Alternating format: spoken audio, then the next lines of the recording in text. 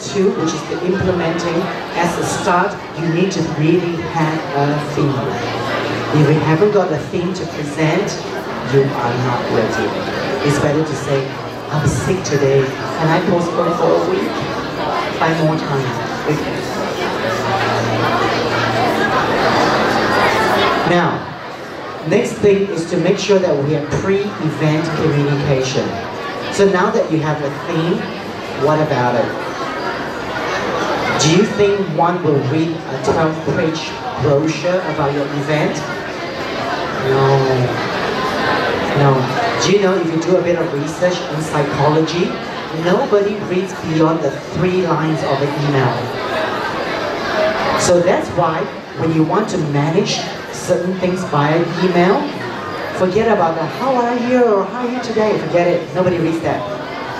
You say, hi, I need to talk to you about this. My concerns are about this. If not, you're going to get in trouble, and the rest can be my grandmother's story.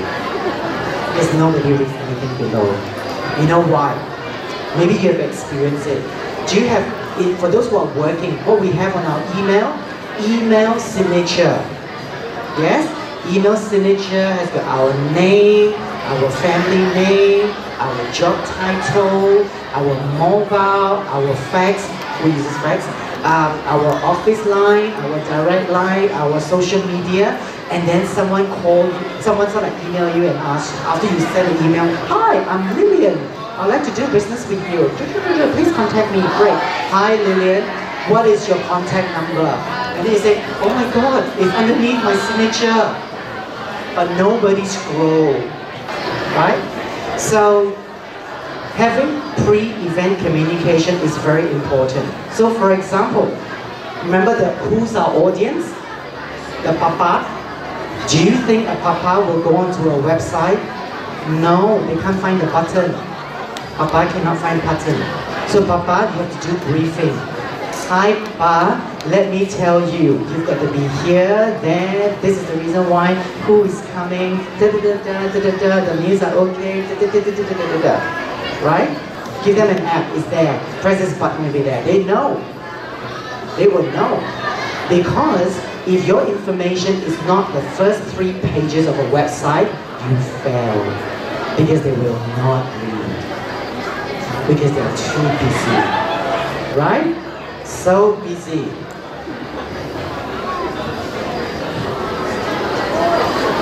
Because brand image is so important. This is how you do business now. It's not about whether you've got a doctor or professor, nobody cares. It's more about whether you're presentable, whether you have got followers, whether when you speak, people listen. That's what it's more about now. Okay? So, the pre-event communication definitely first start with your audience, then the channels. So for example, obviously I use Facebook for this event, but for our friends in China, do you think they see it? No. So for my friends who say, oh, I want to go into business in China, I say, do you have WeChat, WePay, Alipay? If not, you're not ready. Go home. It's true, because nothing can be done. Nothing can be done in China if you do not have WePay. They don't even take your cash. They don't. Right? So you decide on the channel, and then using your theme and your logo and the color scheme that you chose, you put it there. So people can recognize. Because as you walk into this hall, this morning on ground level, what you see, you saw this artwork on the screen, floating with all the speakers' names and photo and job title. You saw that. But did you read? No. You just say, yeah, that looks like it must be right. Yes, it's true. I don't know the people, wrong wedding. Because we don't read. We just look at photos and image and just go, that must be it. This is the reality of our world now. So if you cannot disseminate information quickly, sharply, simply, and for people to understand, you fail. It's not about, oh my God, I can use the word consecutive. Very good. I'll give you a dictionary. But your audience, what is consecutive? They don't care. This is not about us, it's about the audience. So having your channel is very important. Having the frequency is also very important because you could potentially spam someone, especially the Western market. So we have to realign the way we think and apply that to our pre-event communication, because the pre-event communication is going to get you registration, which is the #1 stress in event management before the event. Because the customer will say, how many people have registered? Oh, 2. Oh my God, we just paid a deposit for $100,000, only 2 registered. You see, the customer then, they don't want to think about long xia, whether they're eating chao fan, they don't care. They want to know how many people are coming. Have they paid? What happened to our sponsors? Will they be happy? So everything to do with your pre-event communication is really all about getting people to register and to acknowledge your sponsor. That's all. People who pay you money expect return on investment. How can you use that to show them? How? Okay? This is the easiest part. People like to see this. Wow, beautiful. Ah, I love that. So glamorous. Ooh, chandelier. Ooh, champagne. It's too late. By the time you drink champagne, the event is over. No need to think. Just enjoy. Yes?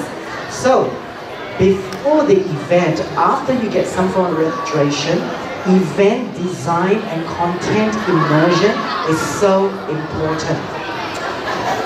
I was working with a customer, and they are in the, I would say, franchise organization. Okay? They say, hey, L. I say, hey, how's it going? Yeah, we love to do an event that is like Google style. We want plan, we want bean eggs, we want people to do this. Need to sit upright, it's okay, the mothers are not there, it's okay. We want them to have a sandwich here, a canapé there. We want them to be on their phone. I said, that sounds amazing. Who is your audience? How old are they? Oh, actually they are our franchisee. The word franchisee, I think, must be private owners. Franchisee, right? Okay. Are they male, female, or both sometimes? Oh, actually, 80% male. So I said, can I understand why did you want the Google style event? And the customer told me, because my boss is very sick of classroom setting. Oh,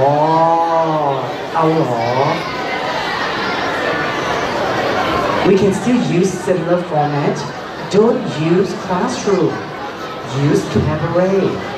Because the senior guys, they need to sit, they need to have a table, they need to have lollies, water, they need to put their bag, they need to do this. They need proper tables and chairs. Oh, okay. But what you want to do, I know that you want to modernize it. You see the term? Google and modernize. Okay, if you want to modernize it, then it is okay to have some colors. We can put maybe some plants. Not flowers, because male, no? If we say flowers, then I think, what sort of party is this? So male, like plants, bonsai maybe, whatever, green plants, okay, to modernize it. But when it comes to Google kind of event, the canapé here, this is a fruit juice. That's the only thing you drink. You think a 55-year-old man can drink a fruit juice without having the ulcer in pain? No. So We need some food, we need a buffet. They are used to that. So let's not change it. You can have an app, when you not use it, you can have it as part of your management criteria. But what they need booklets. Today, this time we do this. Who are the speakers? Blah, blah, blah. And I say, and the customer say, really? I say, I will challenge you. How about this? For this event, if you give it to me, I will pay for your internet access. But the exercise is at the end of the event, I will want to see how many people use it. Because the more we use, the more we pay, right? Hotel per user, right? And I strike a deal with the hotel. I say, charge me per login. Doesn't matter. Even if they log in 4 times that day, I pay for 5. It's okay. Let me tell you, only 10% log on to the Wi-Fi. So during the networking time, I have my team deploy and do surveys. Because I know, they won't fill in the survey after the event, they won't read your emails. So I have my angels with the iPad. Hi, how are you? Can I ask you a question? And I really sending the Xiao Mei Mei. Because men, they look at Xiao Mei Mei, they say, oh, could be my daughter, my sister, my younger baby. So I'm kinder to them. So Xiao Mei Mei, 请问你 The older man, yes, they stop. And they say, oh, do you know that we have Wi-Fi? And then most of the men say, I don't know how to use it. I don't even know where to find it in the phone because usually my wife downloads the app for me. You see? So, event design and content immersion goes hand in hand. And these are some of the examples that I'm going to talk to you about. First of all, this is an event where we have a group of very opinionated people. Oh my God! Always like, cannot stop talking. You just say, what do you think of morning tea? 50 of them. Very opinionated. So when we design a session for them, we say, rather than we want their opinion, because if you don't ask for their opinion, like a big boss, they get very upset.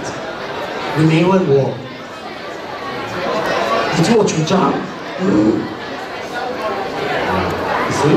So, what we also wanted was to make sure that we limit that, letting them express. So, we went into an exercise where we allow them to vote. They still have opinions, but they just use the peddling. Yes, no, like, don't like. So that works because we can do it within 30 minutes. If imagine 50 of you are all like, and I have to pass the mic around, it'll be Friday before we finish. And there'll be argument. You show some, no, what did you say? No, that's not the right thing to say. Right? So this is what we call classic event design based on audience. This one you have seen, the gala dinner that we had in the middle of a garden surrounding the older buildings, because that entire day, from breakfast to just before dinner, they were indoors. And because we have to shut all the natural light because of all the LED screen, so they don't see a lot of nature. So we thought, you know what, for the dinner, let's bring them out. We spent 20% more on the dinner because we brought them out, but the feedback was very positive. And in fact, when we did a survey, we could track that these people actually did business contracts at the dinner. I said, hey, we should do business together. Because during the day, when they're in the dark room, they can't see each other. And they're too shy to bring their phone out. So they were like not communicating at all. You see the difference now? The last one. This is very interesting. So this is one of my companies called Food Tribes. So For people who know Singapore well, Singapore unfortunately always get the comment of no personality. Oh, very boring. Oh, we only see Marina Bay Sands and shopping.